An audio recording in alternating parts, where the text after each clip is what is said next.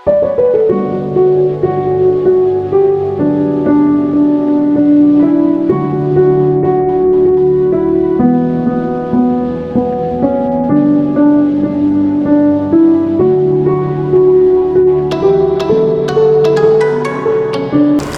صوفیہ یا سابقہ نام آیا صوفیہ گرجا گھر، موجودہ نام آیا صوفیہ کبیر جامعہ شرفی استنبول میں واقع ایک تاریخی عبادت گاہ ہے جو ماضی میں یونانی راسخ العقیدہ مسیحی جامعہ کیتھیڈرل، رومی کیتھولک کیتھیڈرل، عثمانی مسجد اور سیکولر میوزیم کے طور پر استعمال ہوتی ہے۔ 10 جولائی 2020 کو ترکی کے صدر نے حکم دیا کہ اس کو دوبارہ مسجد کے طور پر بحال کیا جائے۔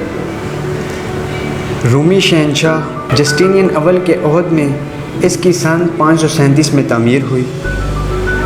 اس وقت یہ دنیا کی سب سے زیادہ جگہ رکھنے والی اور پہلی مکمل محراب دار چھت رکھنے والی جائے عبادت تھی۔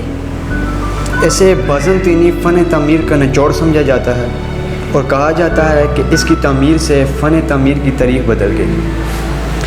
آیا صوفیہ سلطان محمد فاتح کے ہاتھوں فتح قسطنطنیہ ہونے تک کرسچنز کا دوسرا بڑا مذہبی مرکز بنا رہا۔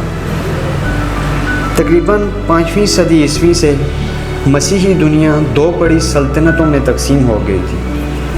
ایک سلطنت مشرق میں تھی جس کا پایہ تخت قسطنطنیہ تھا اور اس میں بلقان، یونان، ایشیائے کوچک، شام، مصر اور حبشہ وغیرہ کے علاقے شامل تھے، اور وہاں کا سب سے بڑا مذہبی پیشوا بطریق پیٹریارچ کہلاتا تھا۔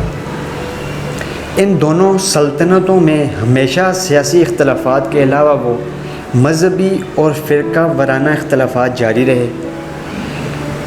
مغربی سلطنت جس کا مرکز روم تھا وہ رومن کیتھولک چرچ فرقے کی تھی، اور مشرقی سلطنت آرتھوڈاکس چرچ فرقے کی تھی۔ آیا صوفیہ کا چرچ یہ آرتھوڈاکس چرچ کا عالمی مرکز تھا۔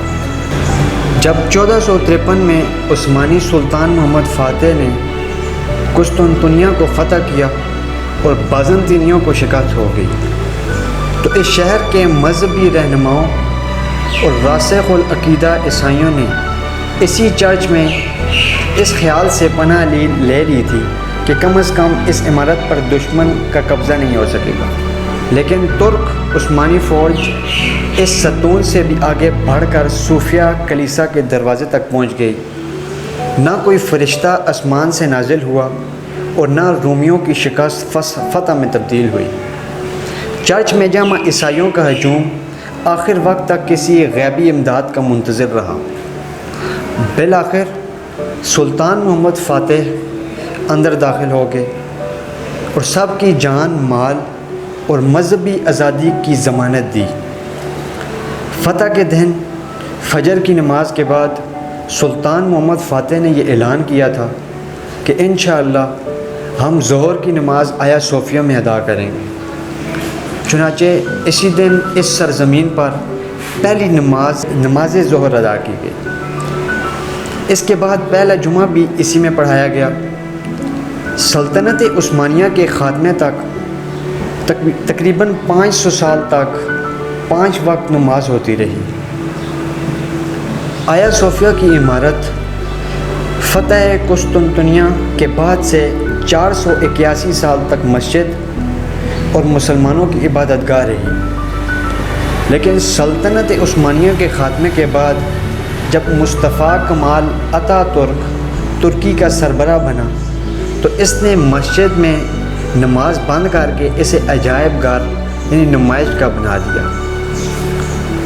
10 جولائی 2020 کو ترکی کی عدالت عظمیٰ نے آیا صوفیہ کو مسجد میں تبدیل کرنے کی قرارداد کی منظوری دی اور عجائب گھر کی حیثیت منسوخ کر کے سرکاری طور پر مسجد بحالی کا فیصلہ صادر کیا۔ بعد ازاں ترکی کے صدر رجب طیب اردوغان نے آیا صوفیہ کی مسجد بحالی کے فیصلے پر دستخط کر دیے۔ اور اسے دوبارہ سے 1935 سے قبل والی حیثیت دے دی گئی۔